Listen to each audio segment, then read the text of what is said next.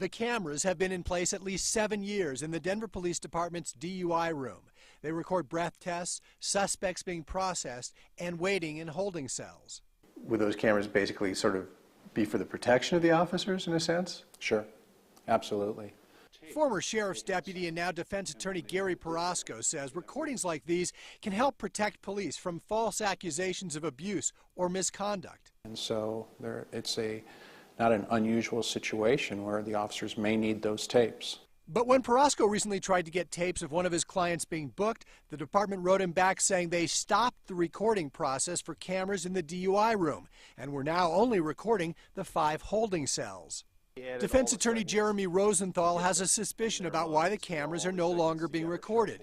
He used these tapes in a trial last month. His client was charged with driving while impaired. State regulations say for 20 minutes before taking a breath test, police must closely and continuously monitor suspects from about 4 feet away. I didn't see 20 consecutive minutes of continuous observation. The tape showed the suspect sitting in a cell before his breath test, with police walking by, and many times it appeared there were no officers in the room. Jurors told Rosenthal the video indicated proper procedures were not followed. The jury acquitted his client. I think it told the investigation was not complete. It wasn't as accurate as it needs to be to find someone guilty of a criminal offense. 5 months ago, the state health department's breath alcohol program manager reviewed these tapes of the arrest of Bruce Height and his time in the Denver DUI room.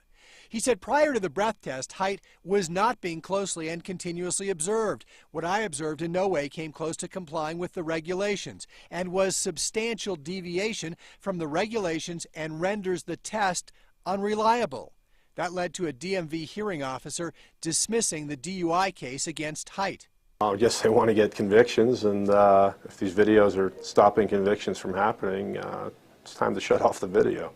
I'd love to see those because no one's brought that to my attention at all. Denver Police Division Chief Mary Beth Klee says those cases, which she did not know about, are not why the recordings are being stopped. She says the digital recording system has had chronic problems and was not working properly, recording as many as 16 cameras.